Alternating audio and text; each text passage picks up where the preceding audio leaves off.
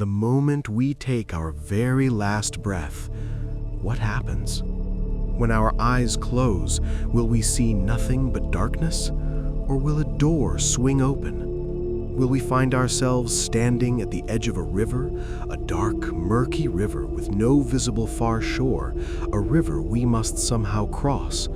Or perhaps a bridge, thinner than a strand of hair, sharper than the edge of a sword, with fire burning beneath it? We don't know. I don't know. You don't know. Nobody knows. But human beings have never been comfortable with not knowing. For 5,000 years, in every corner of the world, people living in civilizations that had no contact with one another kept asking the same question: what happens after the last breath? And here is the unsettling part. The answers they gave are disturbingly similar to one another. The Egyptians weighed the heart of the departed against a feather. The Greeks sent them across a river. The Persians made them walk across a bridge. The Muslims made that bridge thinner than a hair. The Hindus said that passing away was not an ending, but a new beginning. The same idea exists in Islam as well. The Buddhists went even further and said, there is no you that actually passes on. 6 different answers. But pay attention, every single one of them involves a journey. Every single one involves a judgment. And in every single one, the end of life is not a closing, it is a crossing. Is this a coincidence? Or is there something buried deep within humanity, something far older than words? Tonight, we are going to follow the journey of the departed. We will pass through underworld realms. We will see dark rivers, gatekeepers, gates, and thrones of judgment. And perhaps, just perhaps, we will begin to understand why all these different traditions were built on the same blueprint. If we are ready, let us begin. Our first stop is one of the oldest belief systems in human history, the Sumerian underworld, Kur. Roughly 5,000 years ago, between the Euphrates and the Tigris rivers, one of the first civilizations in recorded history rose, the Sumerians. They invented writing, built the first cities, and drafted the first laws. And when it came to what lies beyond the final breath, they gave perhaps the darkest answer in all of human history. According to Sumerian belief, everyone went to the same place after they stopped breathing. Good people and bad people, kings and slaves, all of them descended into the same underworld realm, Kur. And Kur was not a pleasant place. It was dark, it was cold, it was silent. The departed wandered there like shadows. They were not suffering, but they were not happy either. They simply existed, forever in that dark void, doing nothing, feeling nothing. There is something very important to notice here. In Sumerian belief, there was no moral judgment. Whether you had lived a righteous life or a wicked one made absolutely no difference. Everyone shared the same fate. There was no reward and there was no punishment. Just an endless, monotonous, bleak existence that stretched on forever. But the path to Kur was not easy either. The spirit of the departed, the Sumerians called it Gidim, a word meaning shadow, first had to cross a river, Hubur. This river was dark, deep, and treacherous, and on its bank, a boatman was waiting. Does that sound familiar? Thousands of years later, the Greeks would place the exact same scene in their own underworld, the river Styx and the boatman Charon. But the Sumerians told this story long before that. Inside Kur, there was also an order. The judges of the underworld were known as the Anunnaki, 7 great judges. But these judges did not render moral verdicts. Their role was simply to enforce the laws of the underworld. Once you entered, you never left. That was the unchanging law of Kur. And there was another fear, perhaps the greatest of all, not being buried. If a person was not buried, their spirit could not even enter Kur. They would have no place in the world of the living nor in the world of the departed. They would wander between two worlds forever, hungry, thirsty, a restless ghost with no home. This is why the Sumerians placed enormous importance on burying their departed. Burial was the most fundamental human right, even for those who had passed on. And the living had to continue their responsibilities toward the departed. Food and water were left at grave sites, libations were poured, because the shadows in Ker still felt hunger, they still felt thirst. If the living stopped feeding them, the Gedim would grow angry, and angry spirits would haunt the world of the living. Not even the end of life severed the relationship. The living were responsible for those who had passed on. The departed could disturb the living. This was perhaps the oldest ancestor cult in human history, a practice built on respect, fear, and care for those who came before. One of the most striking narratives in this belief system tells the story of a goddess who descended into the underworld. Known as the Queen of the Heavens, this goddess decided to descend into Ker, the underworld realm ruled by her sister. Why? We do not know for certain. Perhaps it was a hunger for power, perhaps curiosity, perhaps a desire to conquer even the realm of the departed, a great mystery. But the rules of the underworld applied to everyone, even to gods. On the road to Ker, there were 7 gates, and at each gate she was forced to pay a price.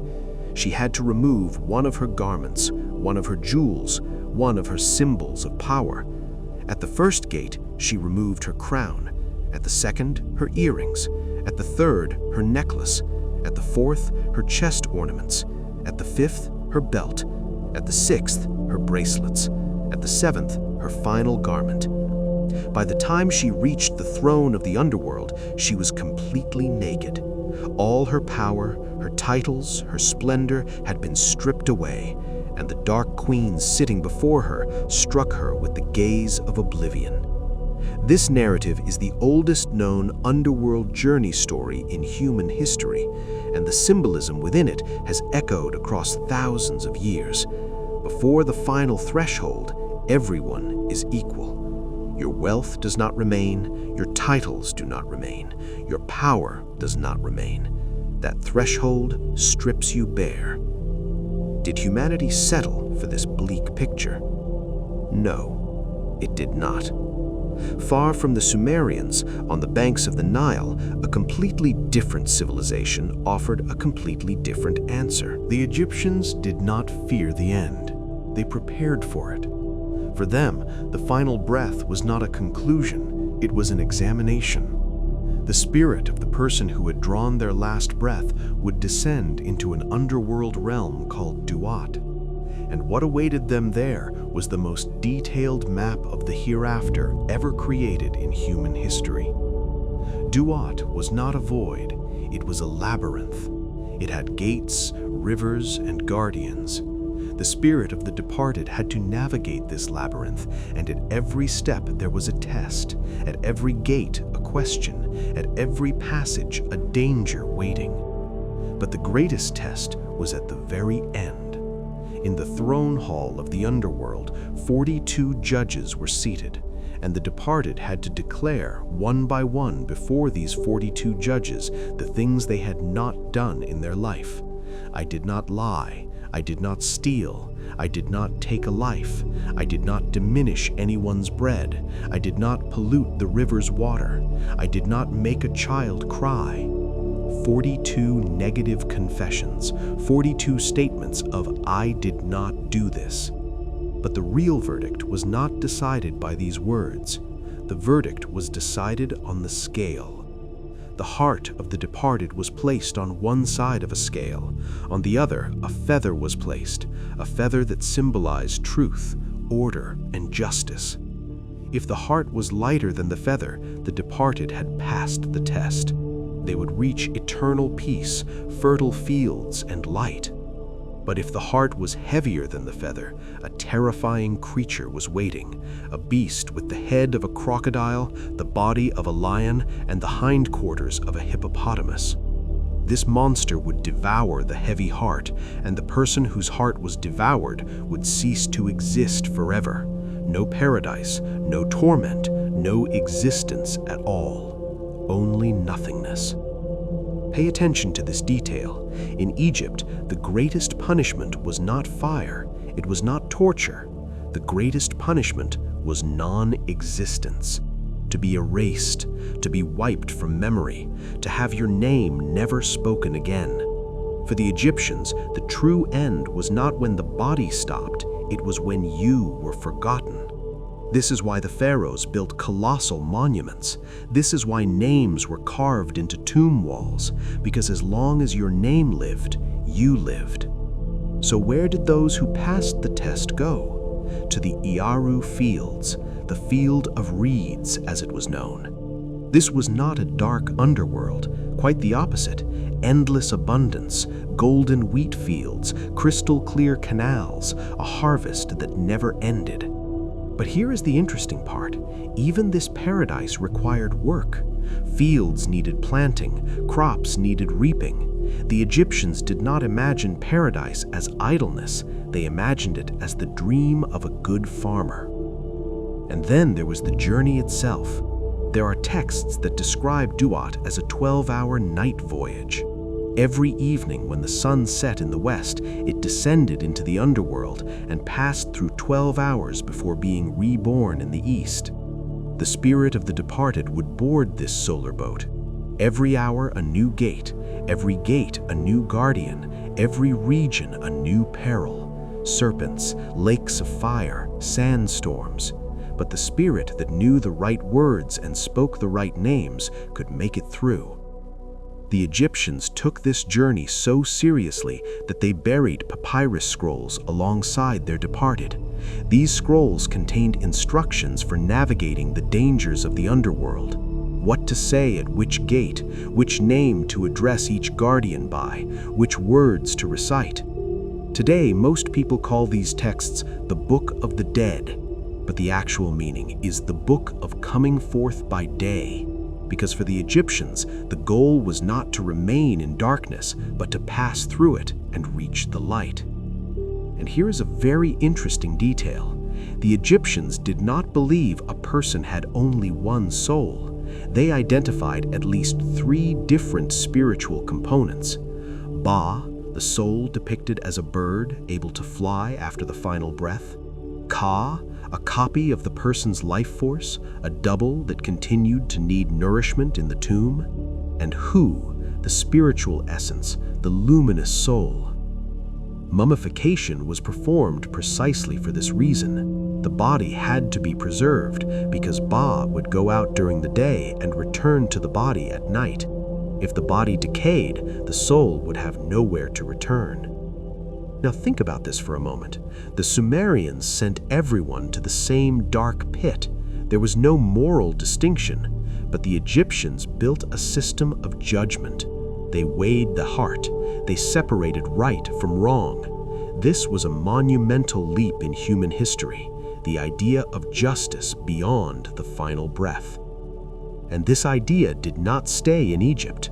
On the other side of the Mediterranean, the Greeks were building their own underworld realm, and there you will see both echoes of Egypt and an entirely new design. The Greek underworld was a complex place.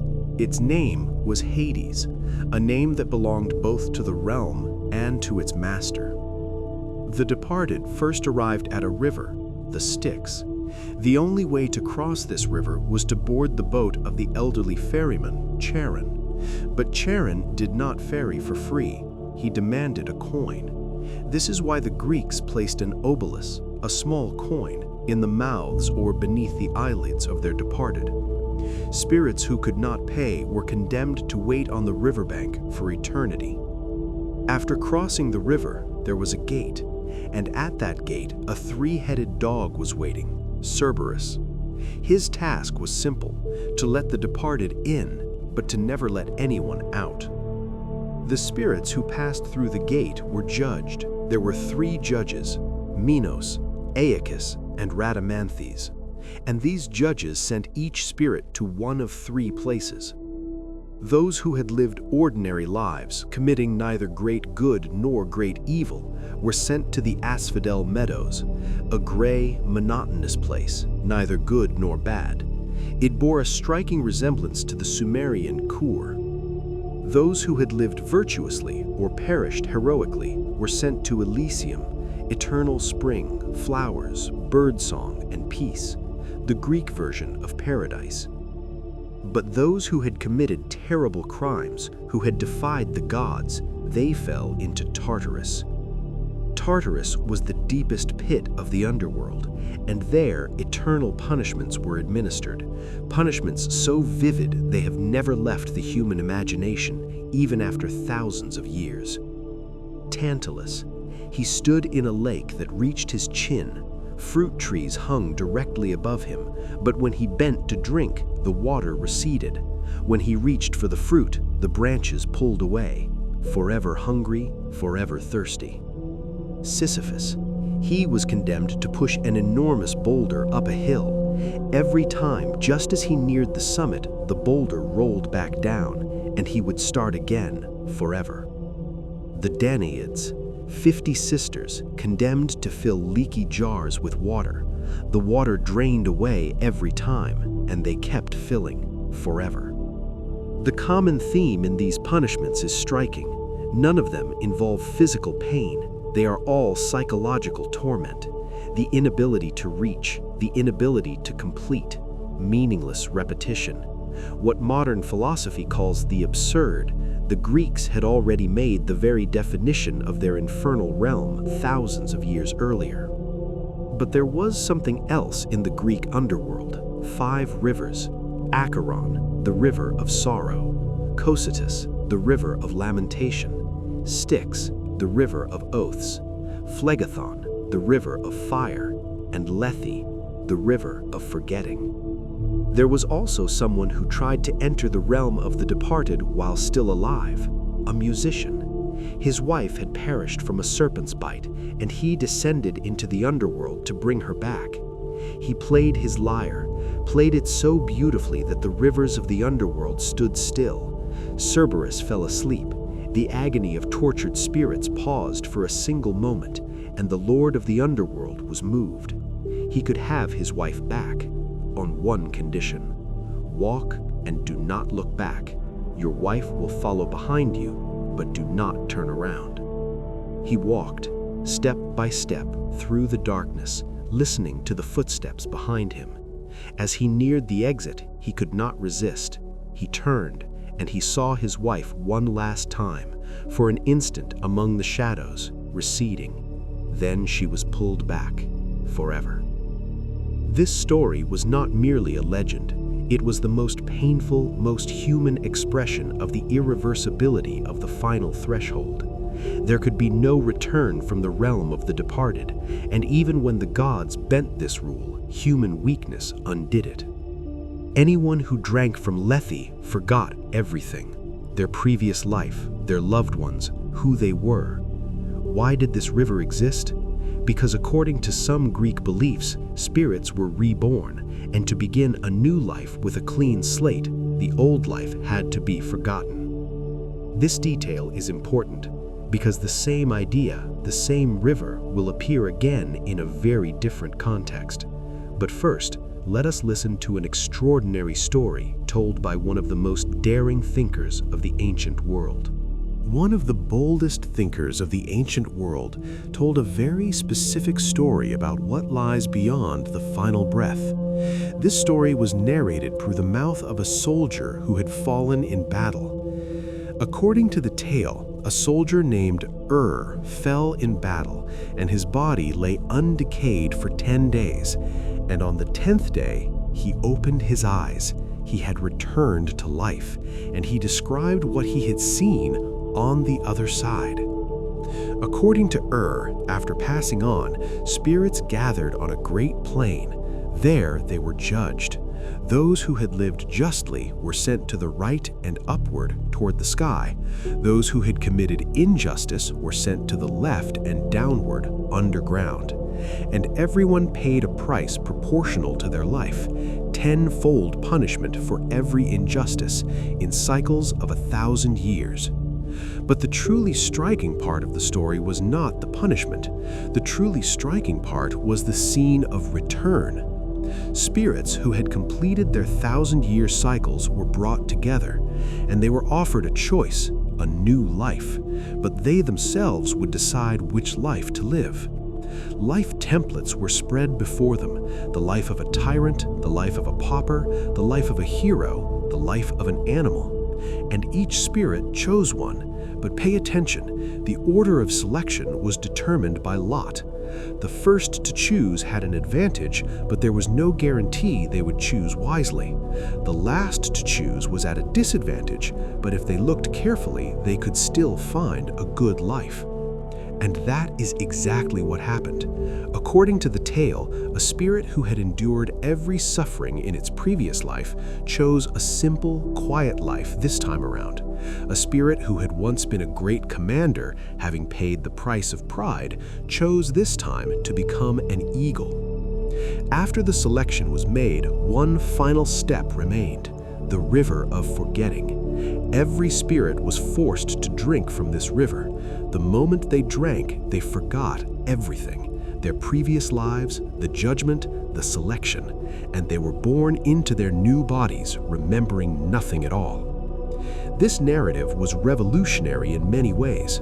First, it asserted the immortality of the soul. Second, it established a system of moral judgment. Third, and perhaps most importantly, it made each person responsible for their own fate. You chose your destiny. The gods are blameless, it declared. The same thinker in another work had described judgment in an even more striking way.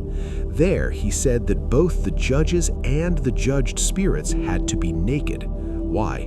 Because clothing was deceptive. Rich garments, beautiful bodies, lofty titles, these all concealed true character.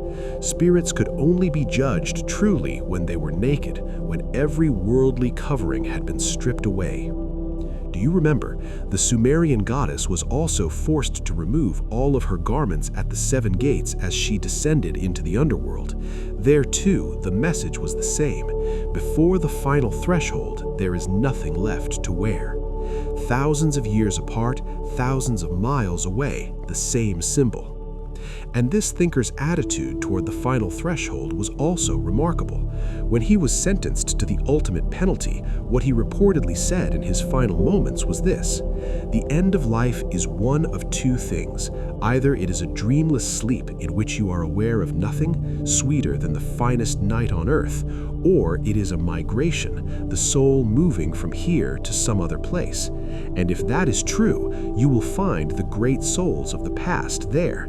You will speak with them. You will question them. Could there be any greater happiness than that?" In these words, there was neither fear nor regret, only curiosity, a mind that saw even the final threshold as an act of discovery. And the river of forgetting, it was none other than Lethe from the Greek underworld, the same concept, the same function, the same symbolic power, but this time told through a thinker's voice in a far more systematic fashion. Now let us leave the West and travel east, because there, what awaited you beyond the final breath was not a river or a scale, it was a bridge. In what is today the land of Iran, thousands of years ago, a teacher emerged and divided the universe in two: light and darkness, good and evil, truth and falsehood. And the war between these two forces would last from the beginning of the cosmos to its very end. According to this belief system, the cessation of life was not an ending. It was the individual scene of a great cosmic reckoning. The spirit of the person who had passed on remained beside its body for 3 days. On the 3rd day, the spirit came to a bridge, the Chinvat Bridge, the bridge of the separator. And what happened there was one of the most striking depictions of the afterlife in all of human history. If the person had lived a good life, a beautiful young maiden would appear at the far end of the bridge, the embodiment of the person's own good deeds made manifest, and the bridge would widen, wide enough to walk across comfortably. On the other side, light, peace, eternity. But if the person had lived a wicked life, at the far end of that same bridge, an ugly, old, foul-smelling woman would appear, the embodiment of the person's own evil deeds made manifest, and the bridge would narrow, thinner than a hair, sharper than a sword. The spirit would fall from the bridge into darkness, into punishment, into agony. Do you remember this detail? A bridge thinner than a hair, sharper than a sword? This phrase should take you somewhere, because hundreds of years later, in a very different geography, in a very different belief system, almost the exact same description will appear. But first, let us notice something else. This tradition had a very powerful eschatology, that is, a doctrine about the end of time. A day would come when the cosmic war would end. Good would triumph, the departed would resurrect, even the wicked would be purified, everything would return to light. This idea had been articulated with this degree of clarity for the first time in history: universal resurrection and universal purification at the end of time, and echoes of this idea would be heard in virtually every major belief system that came after. In this tradition, there was also a concept of an in-between zone, a place belonging to neither the fully righteous nor the fully wicked. Spirits whose good deeds and evil deeds were evenly matched were sent neither to the light of paradise nor to the darkness of torment. They remained in a kind of waiting room, experiencing neither suffering nor peace. Keep in mind that this concept would reappear hundreds of years later in other traditions, in the Islamic concept of araf, in the Christian concept of purgatorium. And the picture of what would happen at the end of time was striking. Molten metal would rain from the sky, but this metal would burn only the wicked. For the righteous, it would feel like warm milk. And after this cosmic purification, the world would be renewed, the departed would rise, evil would be abolished, and the universe would return to its original purity. The war between good and evil, universal judgment at the end of time, the rising of those who had passed on, the renewal of the world. You will see every one of these ideas again and again in later traditions, in Judaism, in Christianity, in Islam. But remember, it was here, on this land, that they were expressed this systematically for the first time. But the end of life was not imagined only as an individual journey. In some cultures, the cycle of passing and renewal was woven into the very rhythm of the universe itself. In what is today the land of Lebanon, thousands of years ago, a very ancient tradition existed. Every year, people mourned the passing of a god. Adonis, young, beautiful, full of life, perished every year. And every year on the third day, he returned. Passing and revival repeated endlessly in an annual cycle, forever. This was not just a narrative, it was a ritual. Women wept in the streets, mourning. They planted wheat and lettuce seeds in clay pots. These were called Adonis gardens. The seedlings sprouted quickly and wilted quickly, just like Adonis, a bright, brief, fleeting life. Then the women would cast these wilted pots into the sea or a river, the surrendering of the departed to the water. And on the third day, cries of joy would ring out, "He has returned!"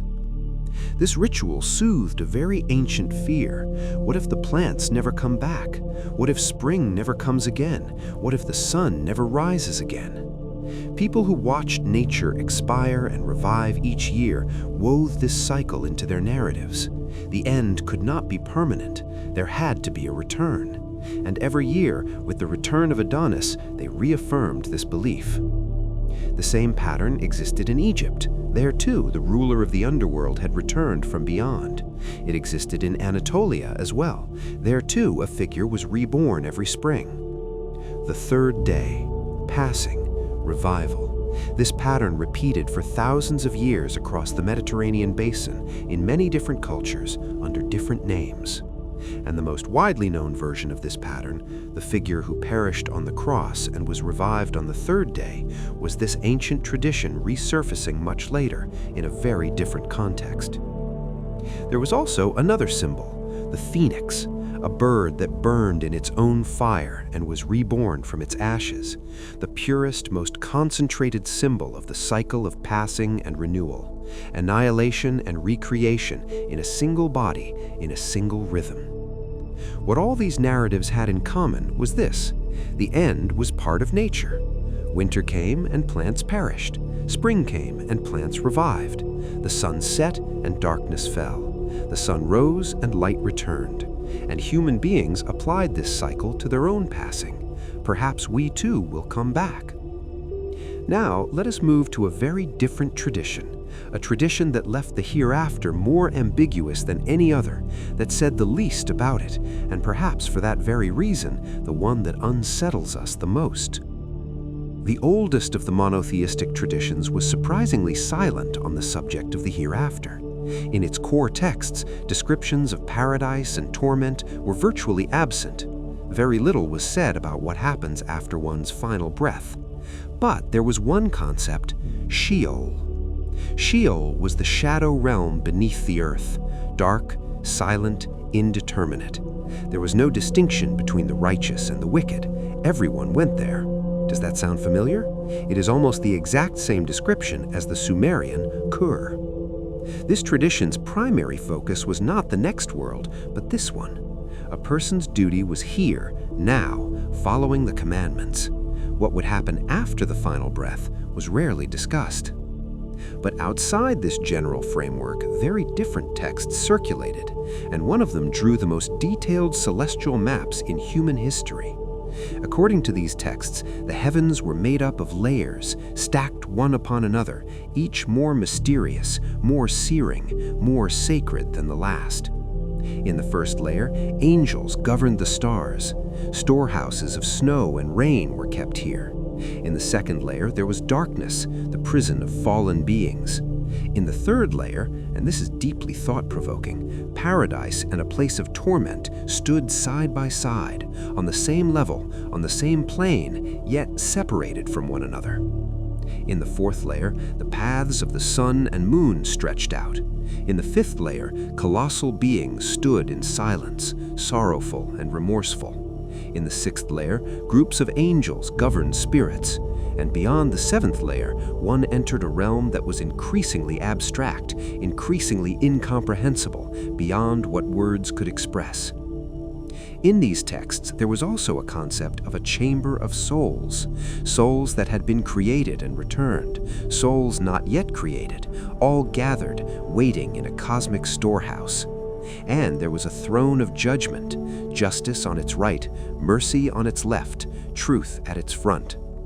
Angels that sent the wicked into darkness, angels that guided the in-between toward purification, and 36 transgressions recorded on every wrongdoer. These texts were not considered an official part of the mainstream tradition, but their influence was enormous. The layers of heaven, the rivers of fire in the abyss, the waiting chamber for spirits, these ideas would form the foundation of belief systems that would emerge centuries later. But alongside Sheol, there was another concept: Gehenna. The word came from a valley south of Jerusalem, the Valley of Hinnom. According to tradition, child sacrifices had once been performed in this valley. Over time, the name of this accursed valley was transformed into a place of punishment. While Sheol was an ambiguous shadow realm where everyone went, Gehenna was specifically a place of fire reserved for the wicked. This transition is very important. An evolution was occurring from an ambiguous underworld toward a dual system based on moral distinction, from Sheol to Gehenna, from shadows to fire, from ambiguity to judgment. And this evolution would profoundly influence the depictions of the infernal realm in later traditions. And now, let us move to one of those belief systems, perhaps the one that described the hereafter in the most detail of all. Islam's narrative of the hereafter is one of the most detailed among all traditions. At the moment of the final breath, an angel arrives. The spirit separates from the body. And here there is a distinction between an easy departure and a difficult departure. The manner in which the spirit leaves the body depends on how the person lived. After the spirit leaves the body, it enters an intermediate world, Barzakh. This is the waiting period between the final breath and the day of judgment. The spirit is neither fully in paradise nor in the infernal realm. It is waiting, a space behind a curtain, between two worlds, neither here nor there, a dimension where time flows differently. But the waiting is not passive. The grave is a place of examination. According to narrations, 3 questions are asked of the departed. Who is your Lord? What is your faith? This man, the messenger sent to you, who is he? Those who can answer find peace. Those who cannot find their grave closing in. The concept of torment in the grave, the idea that the reckoning has already begun even between the final breath and the day of judgment, holds a very central place in Islam's understanding of the hereafter. The end is not a waiting period. It is the first stage of the examination. Then the great day arrives. The angel Israfil blows the trumpet. At the first blowing, the universe is destroyed. Everything ends. At the second blowing, resurrection. Every human being who ever lived from the very beginning of history to its very end rises to their feet, and the reckoning begins. Everyone has a book of deeds. The angel on the right shoulder has recorded the good deeds. The angel on the left shoulder has recorded the bad.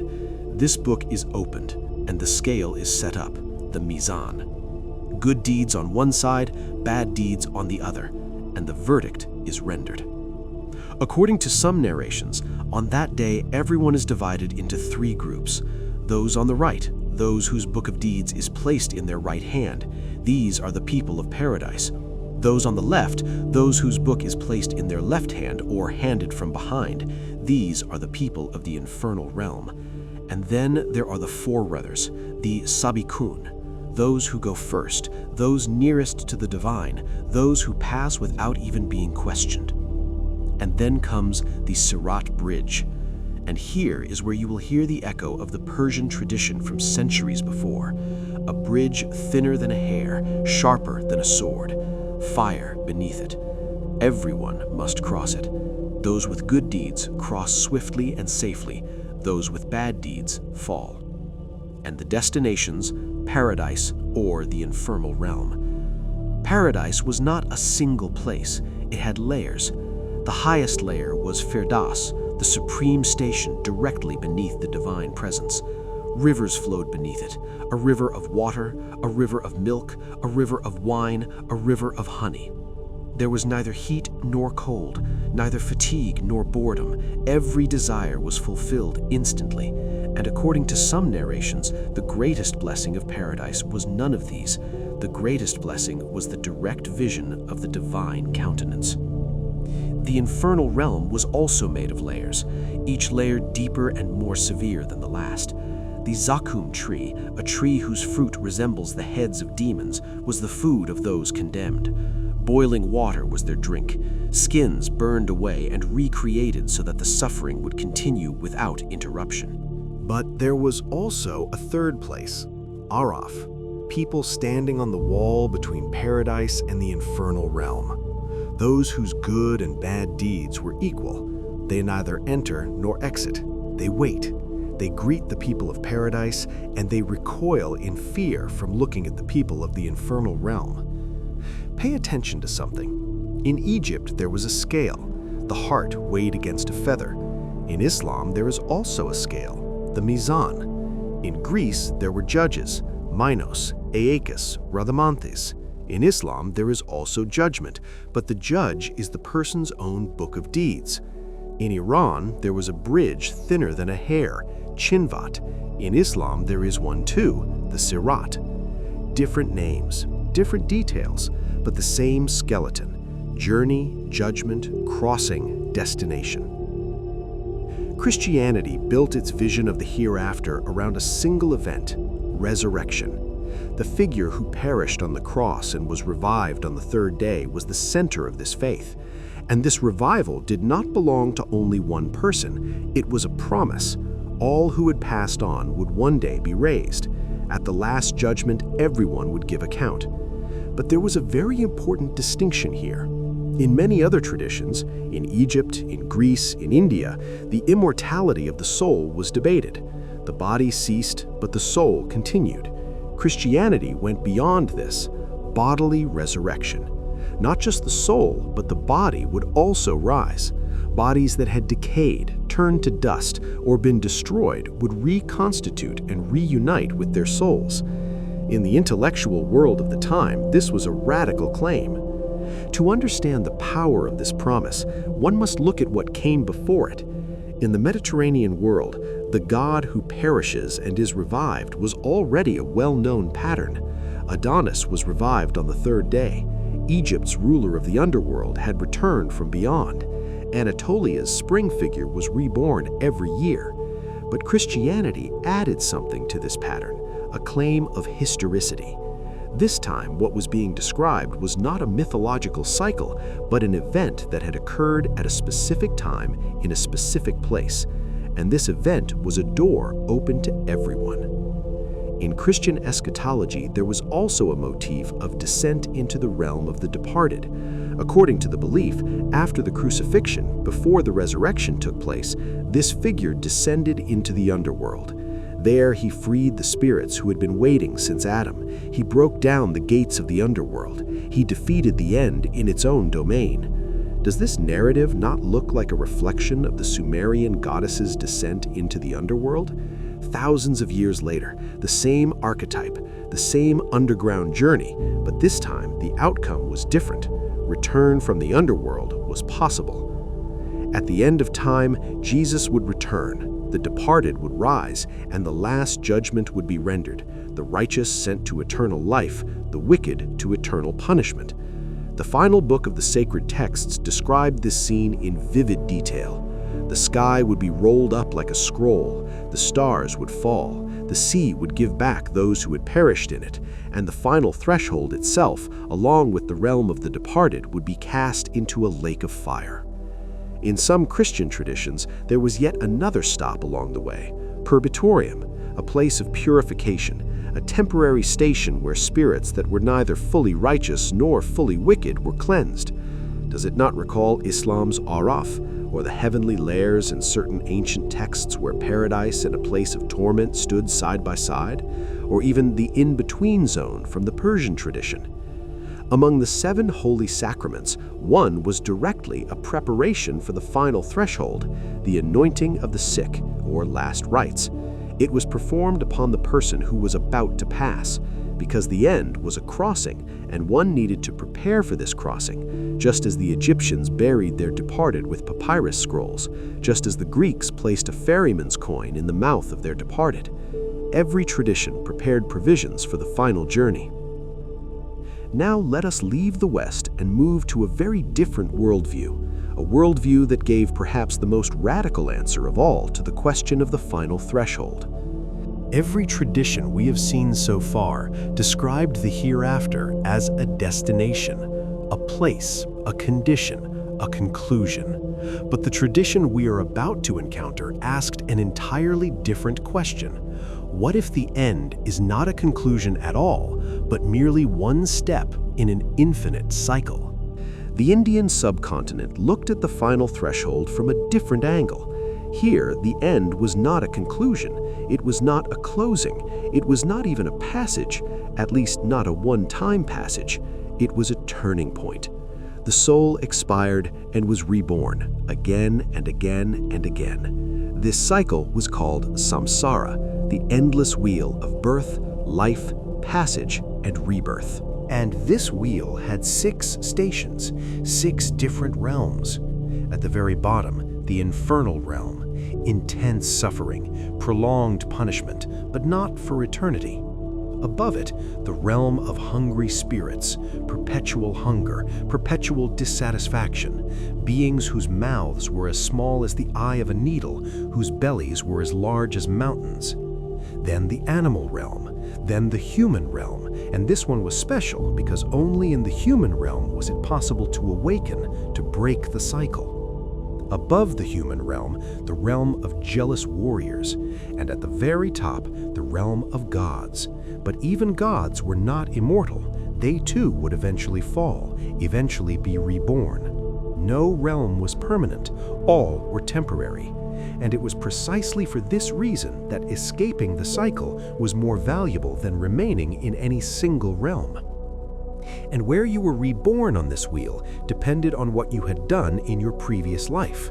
Karma, the cumulative result of your actions, determined your next birth. Good actions pulled you upward. Bad actions pushed you downward. Even gods were subject to this rule. A god who accumulated bad karma could be born as an ordinary being in the next life. And this belief was not merely abstract philosophy, it penetrated deeply into daily life. Sacred rivers, especially the Ganges, stood at the center of end-of-life rituals. The ashes of the departed were released into the sacred river, because the river was a gateway leading out of the wheel of samsara. Some cities were known as cities of the final passage. To pass on there brought one a step closer to liberation. People planned not only their lives, but their very last breaths. In this belief system, there was also judgment after the final threshold. Yama, the lord of the departed, judged those who had passed on. In the ancient texts, Yama's court bore a striking parallel to Egypt's heart-weighing scene. Records were examined, actions were evaluated, and a verdict was rendered. Beside Yama, there was a scribe, Chitragupta.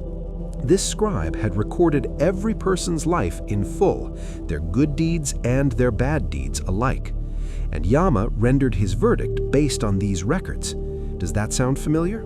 Islam's Kiraman Katibin, the recording angels on the right and left shoulders, bear a striking resemblance to this concept.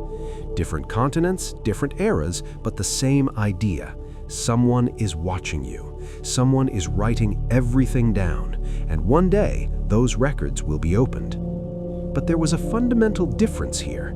In Egypt, in Greece, in Iran, in Islam, the goal was to arrive somewhere, at paradise, at light, at peace. In the Indian tradition, the goal was to exit the wheel altogether, not to arrive anywhere, but to stop arriving, to break the cycle, to escape samsara. Hinduism called this moksha, the merging of the individual soul with the universal soul, a drop dissolving into the ocean, the end of separation. Just as a river, upon flowing into the sea, ceases to be a river, yet it does not cease to exist, it transforms, its boundaries dissolve, the part merges with the whole. Buddhism went even further, and it put forward perhaps the most radical claim in all of human history.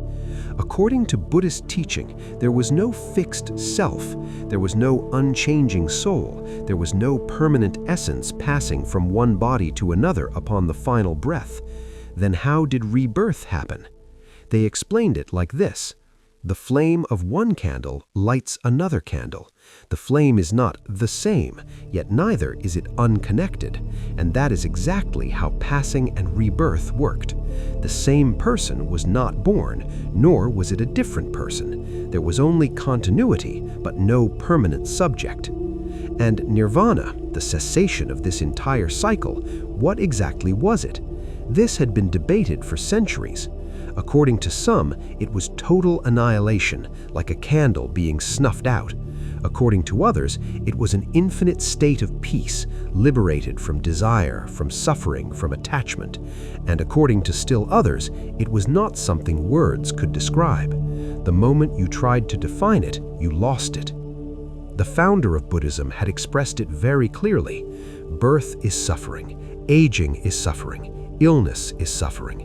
Passing is suffering, and the solution was not to flee from the final threshold, but to exit the cycle that made it necessary. In the Tibetan tradition, the process of the final passage had been mapped on in extraordinary detail. At the moment of passing, a series of transformations occurred in consciousness. First, the earth element dissolved, the body grew heavy. Then the water element, the mouth dried. Then fire, the body cooled. Then wind, the last breath was drawn. And even after the last breath, the process was not over. Consciousness entered an intermediate state, bardo.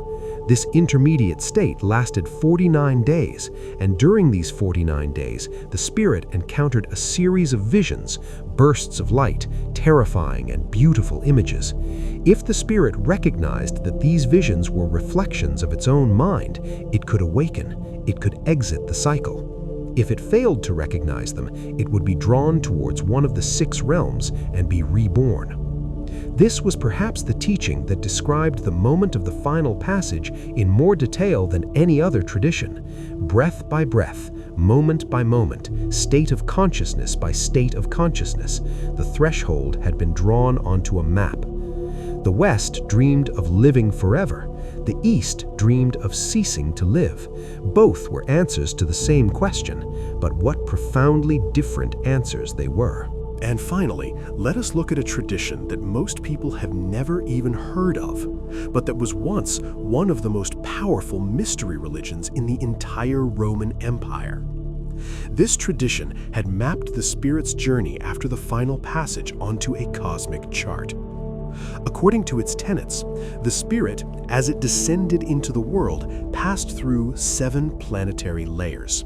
In each layer, it acquired a quality. From the moon, the force of life. From Mercury, intelligence. From Venus, desire. From the sun, consciousness. From Mars, courage. From Jupiter, ambition. From Saturn, inertia. And at the moment of the final passage, the spirit made the same journey in reverse, passing through 7 planetary gates, leaving behind at each gate the quality that planet had bestowed. It ascended layer by layer.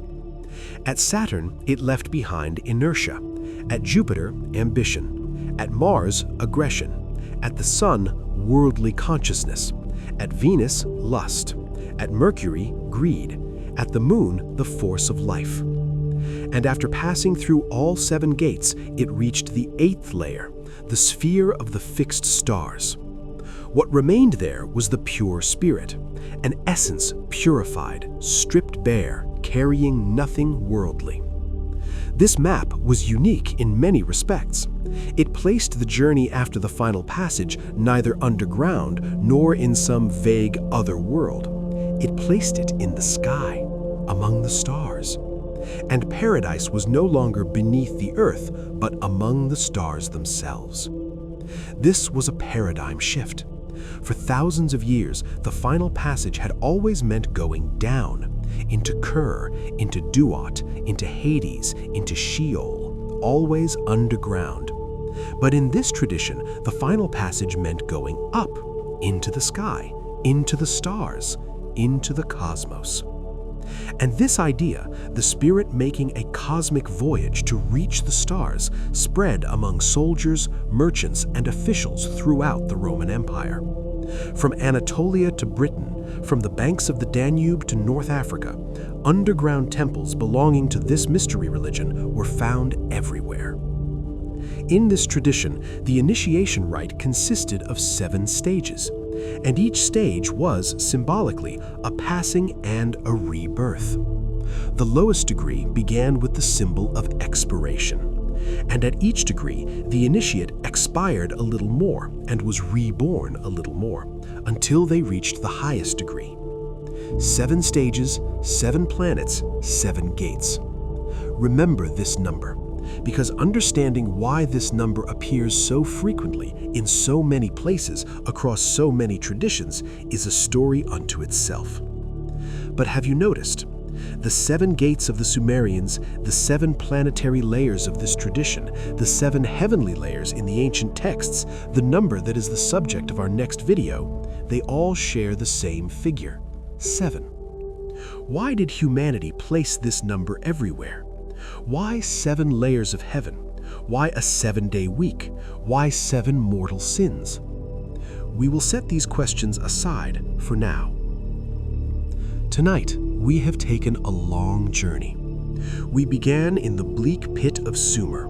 We passed through Egypt's Hall of Scales. We faced the 5 rivers of Greece. We listened to a thinker's tale of passage and return. We crossed Iran's bridge thinner than a hair. We saw the gods of the Eastern Mediterranean who perished and were revived. We ascended the heavenly layers. We followed Islam's Sirat, Christianity's resurrection, India's endless wheel, and a mystery religion's cosmic map. And now let us ask, why?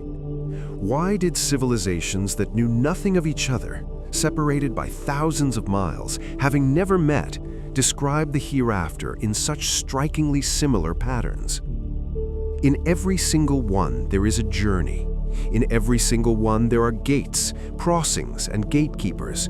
In every single one, there is a judgment, a scale, a bridge, a court, a book of deeds, a naked soul. And in every single one, there is a destination, light or darkness, peace or suffering, paradise or torment, liberation or nothingness. Some of these parallels are far too specific to be coincidence. Sumer's boatman and Greece's Charon, Egypt's scale and Islam's Mizan, Iran's Chinvat Bridge and Islam's Sirat Bridge, Judaism's heavenly layers and Mithraism's planetary gates. Phoenicia's Adonis revived on the third day, and Christianity's Jesus revived on the third day. Plato is Lethe, and India's forgetting before rebirth. Perhaps people learned from each other. Perhaps ideas were carried along trade routes, by caravans, by ships, by migrations. The Silk Road did not carry only silk, it carried ideas, beliefs, stories, and visions of what lies beyond. The Mediterranean was not merely a sea, it was a basin of ideas, and every civilization that grew on its shores borrowed something from the others. Perhaps. But perhaps this pattern is built into the very fabric of being human. Perhaps a mind that cannot accept the final threshold is compelled to transform it into a journey. Perhaps giving meaning to the unknown, trying to draw a map of the unknowable, is what it means to be human. Nobody knows the answer to this question for certain, but we do know this. For 5,000 years, in every corner of the world, in every language, in every culture, people have continued to ask the same question. They asked it in Sumerian cuneiform. They asked it on Egyptian papyrus. They asked it in Greek amphitheaters. They asked it in Indian temples. They asked it in the dark underground sanctuaries of Rome, and they are still asking it today. And perhaps the real point is not the answer, but the question itself. Next time, we will look at a different question. Not the meaning different civilizations gave to the threshold, but the meaning they gave to numbers. There is one number that has been considered sacred in nearly every culture, every faith, every tradition. Temples were built according to it. The sky was divided by it. Rituals were organized around it. 7. Why always 7? That too is a story every bit as surprising as this one.